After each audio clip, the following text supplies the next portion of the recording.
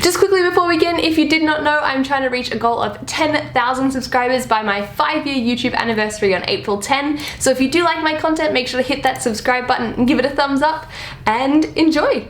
Hey, it's Katie. So today I've got a super exciting video because I love musical theatre.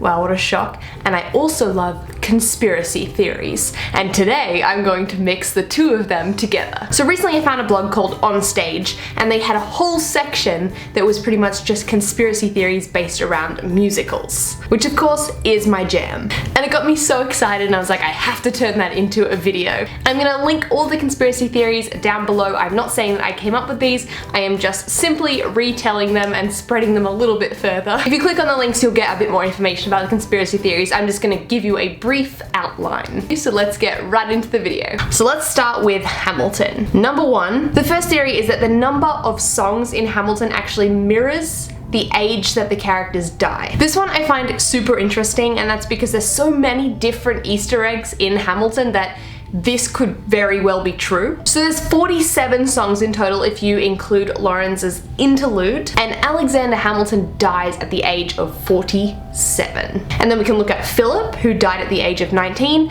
and is alive for, you guessed it, 19 songs. Coincidence? Number two, Hamilton was doomed from the beginning because he said Macbeth. I love this theory because growing up doing theatre and acting, I had a lot of people that were really superstitious about saying Macbeth in the theatre. Because if you did not know, people believe that there is a curse when you say that word in the theatre. Now, Alexander's storyline kind of goes pretty downhill for him after the song Take a Break, because then you get songs like Burn, the Reynolds pamphlet, and also It's Quiet Uptown. So it's kind of a tragic second half. And Take a Break is the song where he says the one word you're not supposed to say in the theatre, and that is when he references himself as Macbeth.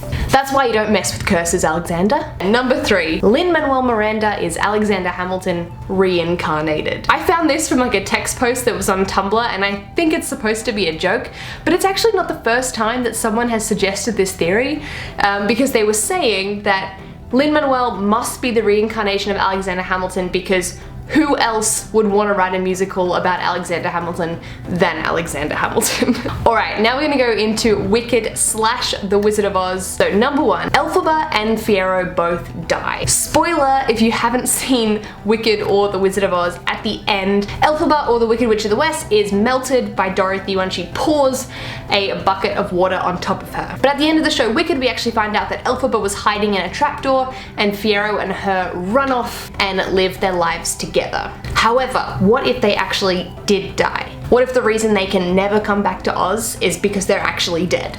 Which I find really sad because you get so attached to Elphaba throughout the whole show of Wicked, but it's possible. Number two, Dorothy is actually the Wicked Witch of the East. So I love this theory a lot because I feel like in both Wicked and The Wizard of Oz, we don't get to learn enough about the Wicked Witch of the East. So this theory begins with the fact that Dorothy and the Wicked Witch of the East seem to have the same shoe size, which could be a coincidence, but it might not be. Like, I know they're magic shoes, but let's just forget about that part. So in Oz, Dorothy actually meets the alternate versions of the people that she knows from Kansas. For example, the Tin Man, the Scarecrow, the Lion, the Wizard, and the Wicked Witch of the West are all based on people that she actually knows in Kansas. So that brings up the idea that maybe Oz is a real place and it's more of just like an alternate reality. However, we never actually meet Dorothy's alternate version of herself.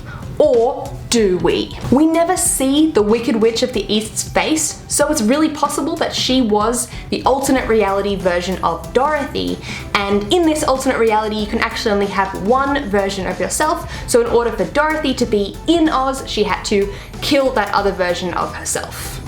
Does that make sense? That would make sense as to why those shoes fit her. And number three, this is a long one, and it's kind of a crossover between The Wizard of Oz and Wicked, and Charlie and the Chocolate Factory, surprisingly, and that is that Willy Wonka is the son of the wizard. You gotta stick with me here, because I was confused at first too. Alright, so in The Wizard of Oz, at the start of the Yellow Brick Road, you can see a spiral pattern, and the spiral pattern isn't just a yellow brick road, it's also a red brick road. So it got people thinking, where does that red brick road lead? And this theory suggests that it actually leads to Willy Wonka's chocolate factory. So let's say say when the wizard was blown in the tornado while he was in his hot air balloon, he landed in Oz. And his balloon was destroyed, so he needed to find a way to get home. And after some time, he comes up with the plan of using a glass elevator to fly back home. Then we fast forward to 1920 when Willy Wonka starts his chocolate empire by creating a small shop. But then for the next 5 years, he is wondering where his father is and he goes on the hunt for him. And on that search, he ends up in a tornado and in Oz. This is where he then discovers the Munchkins and their ability for creating like candy-themed things and the Lollipop Guild. He then employs the Munchkins and takes them to his factory and changes their name to the Oompa Loompas. This is so when visitors come into the factory in 1940, he keeps the land of Oz a secret. Now if we go back to the wizard, he ends up spending so much time in Oz that he realizes that his son is probably better off without him and without knowing what happened to him. But he still wants to give his son the best life he can, so he sends, anonymously, the blueprint to the glass elevator. So he sends the blueprints to Willy Wonka. The wizard realizes he no longer needs to escape Oz and that he can do so much more good in Oz. Then as the years passed, Wonka returned to Munchkinland and helped them create it to look like how we know it today. And as a little reminder of how he can get back home, he created the red and yellow brick road spiral. The yellow leading to the Emerald City and the red to his chocolate factory. Then when Dorothy comes to Oz and plays out the events of the Wizard of Oz, the wizard was able to help other people, fulfilling the debt to himself, meaning that he is now able to go back home as he does at the end of the Wizard of Oz. Does that make sense? I think that makes sense. I mean, it would be cool to believe that those two stories are in the same universe and were related. Okay, that's all the theories I'm going to be talking about today. I hope you enjoyed this video. Make sure to let me know in the comments below what other theories you might have, or if there are other musicals that you want me to find conspiracy theories for. But if you know any musical theatre conspiracies, please let me know, because I would love to look into it and then maybe do another part of this video. Thank you so much for watching. I hope you're having an amazing day and I'll see you very soon with a new video.